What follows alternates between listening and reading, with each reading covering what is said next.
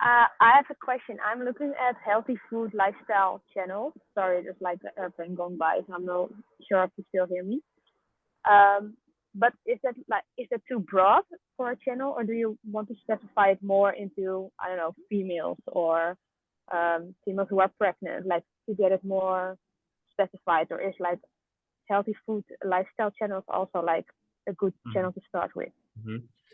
It is a good niche. It falls under like one of the three niches, like, or things that will always be interesting, like the health, wealth, and relationships, right? So this is about your own health. I would definitely not start a super broad, like healthy food channel with everything on there.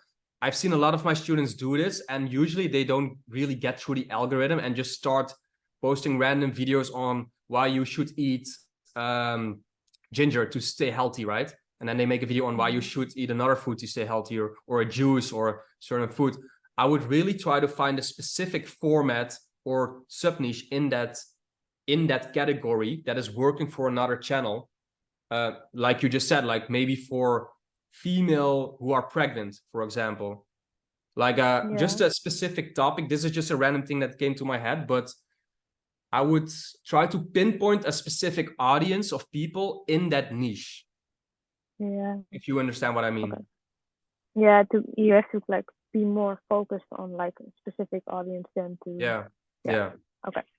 And then you can make like, you can do like 10-minute videos on specific foods, like superfoods or top 10 foods, or maybe the latest news on healthy foods. You know what I mean? Like a specific format in one of those niches, and then try to attach it to like a custom, like an audience base, basically, that you can make into a fan base that will keep coming back to your channel. Yeah, makes sense. Okay. Thanks. If you go through the niche research videos I have, and also do the channel strategy file that I just told Robert about, where you make like a list of competitors and see what titles they are doing, then you get a better understanding of what is working for these channels, basically. What I would also advise you, if you get the vidIQ extension, this app, right? It's like $10 a month. You get a little blue button on competitor channels that says view trending videos. If you click this, you can see which videos are still getting good views per hour. So maybe you can find specific topics on these channels that are still getting a lot of views from like posts from weeks or months ago. And if you can find, maybe you can find a specific video topic that keeps on returning on their channel that you can make your own channel about. Yeah. Okay, all right, cool. Yeah. Perfect. If you have any more questions about it, put it in the school, and make sure to watch the premium course and the accelerator course and get the files there, because you just joined, so you probably haven't seen it yet, right?